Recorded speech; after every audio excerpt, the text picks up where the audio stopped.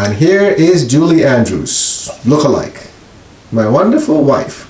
Don't she look like Julie Andrews? Why are you shaking your head like that?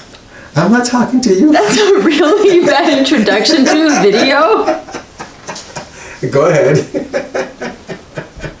It's perspective. There we go. That is really about perspective, and that is the topic of the video. So I just related it for you all. Wow, awesome. Oh my I didn't goodness. even plan that one. See? My goodness. My husband and I were talking this morning, and I was telling him our school system where we live here has free breakfast and lunch for the kids for elementary through high school.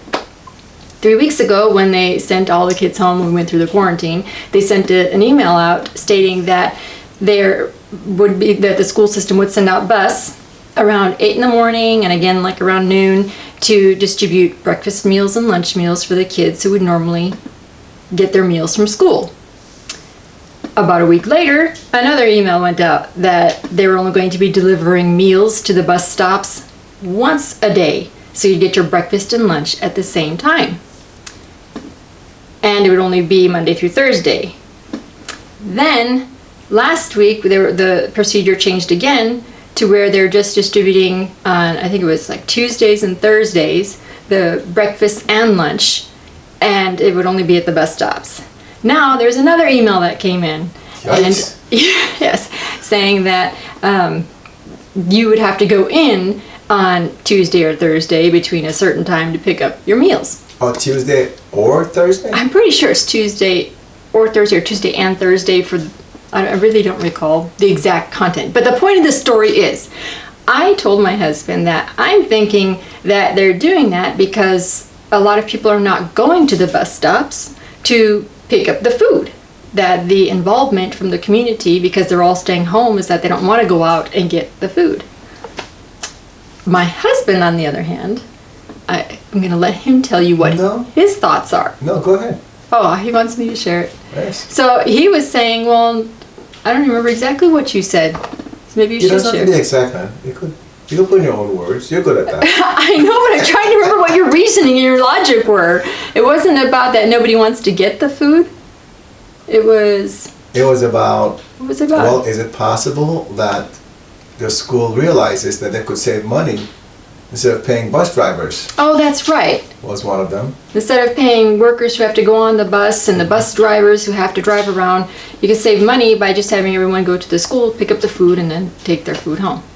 And the other point was that it could also be a sign that the school is feeling comfortable about what's going on, and maybe they see improvement. Why now they're allowing people to come to the school, when in the past they wouldn't do that.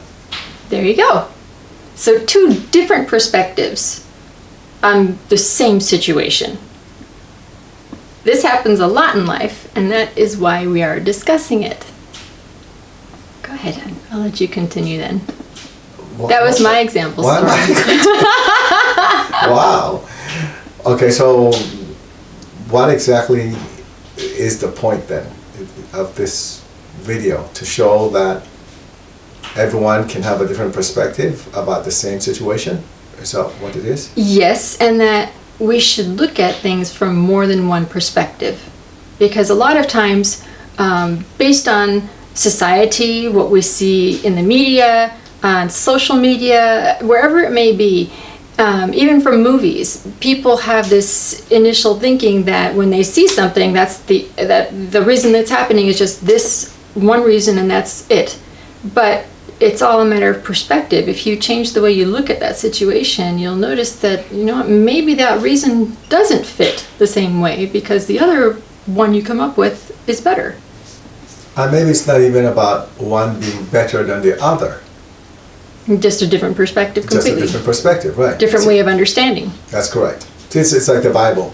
They say there are 33 levels to the Bible, right? Yes, 33 levels of understanding right. to the Bible. Exactly. And based on, what would influence somebody's perspective when you think about it? Their life experience. Exactly. That's really what it is, right? What they're exposed to. Now, at the same time, it's what they're exposed to. So that's also a very tricky situation when you think about it. Because it's not necessarily your life experience, it's how you interpret your life experience and how you respond to it. Now I think about that. Okay? Because have you ever seen kids grow up in the same household, Yes. but they look like they're completely different kids, like the way they behave? Like they came from two different families? Exactly. Well, how is that possible? They're being exposed to practically the same thing. So their life experience is extremely similar, I would think, just from the home aspect. We're not talking about going outside yet, right? Just from the home Right, aspect. just from the home. But why is it that some of them choose to behave a certain way compared to the rest of the family? It's because of their view of the situation, of the whatever is taking place. At least that's my explanation. Could be way off on that one, right? But that's what I think. Because I know, for example, for me, growing up, as my mom, once my mom and my dad were not together anymore, and I lived with her off and on, but she would party a lot. She used to party a lot, she drank. But I don't do any of those things, or either of those things. I just don't. Okay, I grew up with that, so why is it I've chosen not to do that? It's because maybe in watching what she did, I interpreted that as something negative, something that I did not want to engage in. When somebody else could have looked at it and said, well, I'll do exactly what my mom's doing. So it goes back to how someone responds to the environment, I think, but that's from my personal experience. What do you think? Yeah, I think that sounds about right. But why do you say that? Don't disagree with me. I know, I'm not trying to just agree with you. Because even in my family, I'm very different than all of my siblings in the way I think and the way I behave. And we were all raised the same way, but each of us, based on what we experienced and how we interpreted it, see our family differently. I don't know if that makes a whole lot of sense. There are a lot more case studies in my family than in most families. Case studies? Okay. All right, so you have any other examples of where, well, they always have this thing about if you have a glass and then there's water in there, right? Right. And the water is halfway or midway in the glass. Some people say it's what? Some people say it's half full. Others say it's half empty. It's a Interesting, matter right? of perspective. So how does it apply to life? Well, it's the same thing. If you're going through life and you always look at the negative things, and we've talked about that a lot, where if you talk to somebody, you ask them, how are you doing? What do they say? It's usually programmed response. Okay, fine, good. Well, see, I don't even hear those. I hear what? Can't complain. Well, where we are now, it's a lot of can't complain. Well, that's what I'm talking about. Yes. Right? Can't complain. Or not bad. You notice that? Yes. It's not good. It's not bad. It's not excellent. It's can't complain. Right. And then when people do that, what do? You ask them why. And what happens? They stop. They have to think and then tell you why. And many times they don't even have a really good reason for saying what they did. See? And that's our way of getting people to start to think differently, right? Why would you complain in the first place, right? You ask them a question, why would you complain? I don't know. You're right. I shouldn't complain. Okay? We had the example of when we went for the teachers' conference for our kids, middle school. Remember that? Now, I only told you the story because you were off. You went to deal with another teacher, I think. You were waiting in line, was that it? I don't remember. Okay. I think you were waiting in line and I was standing with the kids by the door. And our youngest, one of the teachers for our youngest child, our daughter, she just came in and said, oh, And then she said, your child is so great. She's perfect, talking about her, right? Mm-hmm. Said, I wish, she's a good student and she listens, and she went through this whole thing. And then she ended it by saying, I wish all of the kids were like her. And then I told you what I did. Do you want to say that, or you want me to continue? You should continue. Okay. So then I looked at her and then I said, no, you don't want that.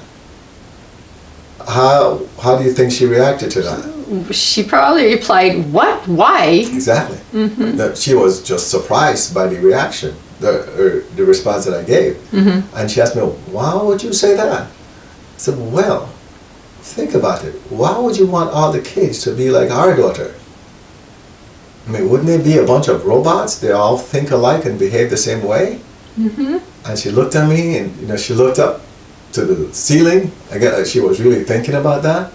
She said, hey, good point. I said, yes, we want the kids to be unique. God made us unique, so we should stay unique. We don't want them being all the same and thinking the same and behaving the same way.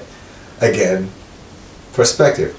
How would someone else respond to that? Probably another parent. I don't know. They probably say thank you. Oh, okay. You see?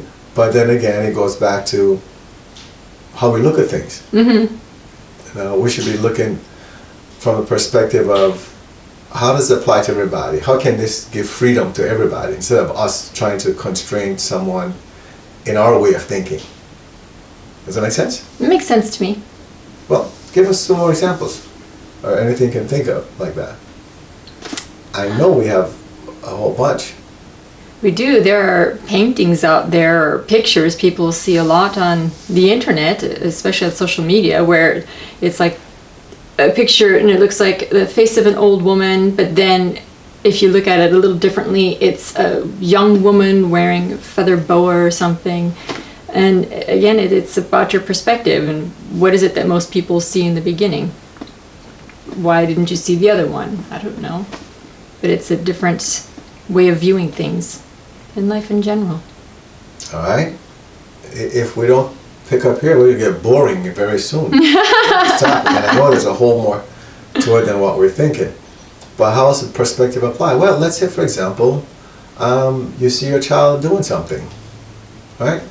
Like our son, what did he do? He has these guns. His godmother got him this big gun that can. These are shoot a airsoft buffalo. guns, airsoft rifles. Can't kill anything really with it. I don't know. And what does he do? You have your supplies of green tea here, and then he takes the tea outside and shoots them up. Cans of green tea. Unopened. Unopened cans. Stacks them outside. Shoots at them for target practice. And these are Arizona teas. Arizona iced teas, yes. Right, which you're supposed to say, you're saving those for the sports season to sell, and he's destroying the things. So what do? I asked him, why did you do that? Now, I could have gone and just started yelling at him, right? But instead I said, why are you shooting the teas? Why are you destroying them? You're not even drinking the tea, because we don't let them drink those things. Right. Because of the green tea, the caffeine in there. But we don't drink them ourselves. But people like them though. Anyway, and he looked at me and said, I don't know why. I said, well, think about it. I don't want you to tell me you don't know, right? Never tell me you don't know. What? Just think about it. Why do you think you're doing it? So we had a conversation about that. But when we were finished, we had a solution. I said, why don't you get this and fill this with water and use that instead? And what did he do? He went, got the container, filled it with water, put it there, tested it out, and came back and said, Dad, it actually works. I like the way it works. 2 solutions. I could have just taken it from my perspective. You're wasting mommy's money, and these are good products and all this stuff, and just make him feel bad. Or instead, I just asked the question, why? To understand his perspective. Why did he feel that he should take that approach? Why not at least empty the cans or use something else? And once we got that straightened out, we discussed other things he could use instead. We're both happy now, and it turned out to be something positive. because I tried to understand his perspective. Now you have the story of the gentleman and his kids. The one, Oh, my husband used to tell us this story in training years ago with our financial services company. And the story goes something to this effect. That there was a man walking on the street with his two kids, and his kids were just doing whatever they wanted, and he was kind of just looking straight ahead. And a couple of friends of his passed him on the street. And the friends looked at him and waved and said hello, but the man looked right at them and didn't say anything. Well, the friends got upset, and they were not happy at all. How could he ignore us like that? He looked right at us. Why is he mad at us? Immediately jumping to all these conclusions. Well, time passed, and they happened to meet again. And the friends were saying, you know, we don't know what we did to you, but you're ignoring us, and we don't like the way you're treating us. And the man said, wait, what are you talking about? So they told him about the day when they saw him on the street, and they waved at him, and he just looked right at them. And so the man... It was about a week later. Oh, it was about a week later. See, my Or a husband's few story. days. No. That's my husband's story. He said, oh, well, I'm sorry, I didn't see you. We had just finished burying my wife, and I was wondering what I was going to do with my kids and what was going to happen with our future. So then all of a sudden, the whole situation just changed, and their friends were like, oh, we're so sorry, we didn't know, and the conversation was completely different. Now, you had me tell that story for a reason, because of perspective. The friends immediately thought negative instead of just going initially, instead of just going over and asking, hey, is everything okay? Is something going on? We just waved and said hello, and it seems like you're ignoring us. But instead, they just held that in, which a lot of people do, and then they just jump to conclusions, and that's how miscommunication takes place, because the perspective is a little bit off. The interesting thing about that, right, about anything where someone jumps to a conclusion, do you know that the more you come up with an idea of your own, the easier it is for you to believe it, and actually it's harder for you to let go of it, because you originated the idea. Mm-hmm. So if you believe that somebody hates you or somebody's talking badly about you, Mm-hmm. and you hold it in, the longer you hold it in, you don't tell them anything about it, you don't deal with the situation, the more concrete it becomes. And after a while, it doesn't matter what that person says. There's nobody can convince you that what you have come up with is inaccurate. That's the danger to holding on to a perspective. Right. See, because you might say, yeah, you told me that, and then you might pretend as if though you accept the explanation, Mm-hmm. but you don't. Now, in the case of the individual, they could just go and look up something, and even ask the neighbors probably, did his wife die? Yes. You know, it's easy to prove. Right. But there's some cases where it's really not easy to prove something. And that's where a relationship can start deteriorating, because the trust is gone. But it's not because one person, the person that's being, say, looked at as the person that did something wrong, did anything wrong. It's just the person that's accusing the other person has convinced him or herself that they're right. Mm-hmm.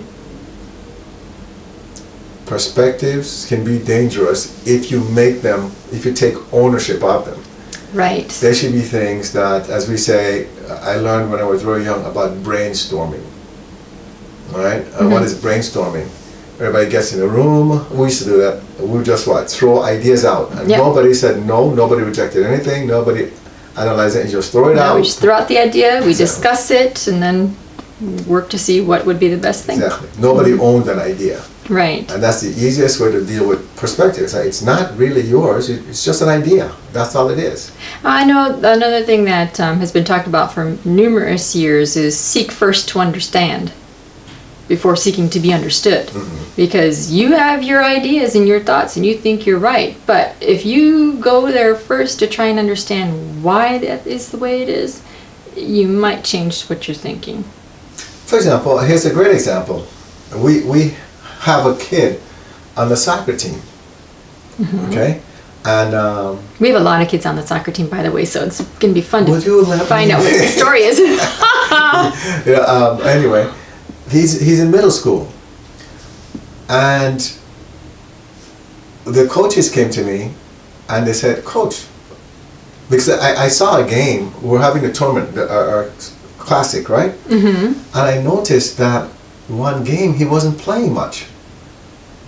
And I noticed before that, some games before that, where he wouldn't be playing, he'd be playing, but he'd be going in and out. When normally he's a player that I would prefer to see him the whole game. Okay? So I saw it a couple of times. Well, you know, I'd go and watch a middle school game so I can see what's happening. But I didn't say anything. I said, well, you know, they're pretty good at what they do, so I won't even ask. But when it happened the third time, I was doing a tournament where 3 games are played, you know, over a 2 days period, I had to ask. So I went to him and said, guys, what's going on? Why aren't you guys playing this kid, you know, the whole game? Why is he going in and out? And that's when they told me, I said, Coach, he's not focused. He gets in there and actually it was after the first game, because they asked me to watch the second game and see what I thought about what they were thinking. And they were saying how he seems to lose focus. He was making a lot of mistakes. And when they're in the huddle talking, they notice that he's not paying attention.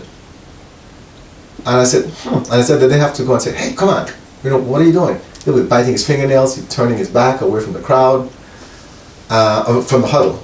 And this is not how it would normally be, right? And they had talked to him doing practice and everything, and he just kept doing it. So they got a little frustrated by it. And I said, Coach, do us a favor, watch the next game that the team's going to play, and you tell us what you think, if maybe we're missing something. So I watched the game, and sure enough, he was making a lot of, and they said, we'll leave him in there, so you can see, you tell us when you want us to take him out. And I watched, and they were absolutely right. He was just making so many mistakes. I even watched when they were in the huddle at halftime, he was looking towards the people instead of in the huddle. I said, what's going on with this kid? Well, after the game, the following day, I got in touch with his parents, and they told me that, you know, he was diagnosed with ADHD, and they told me that he decided he no longer wanted to take the medication. Oh. And the doctor said, well, you know, it will affect you, your attention span will be short and all this, and he said, I don't care, but I don't want to take it anymore. And once we learned that, I told the coaches, like, oh, thank God. And we talked to him, and it turned out instead, they were praising him. They said, you know, great job, not wanting to be on the medication. You know, if that's what you want to do, we respect that. And they didn't take him out of games anymore. They just came up with a solution. Exactly. So see, it goes back to perspective. Once they understood why he was behaving that way, they could work with him.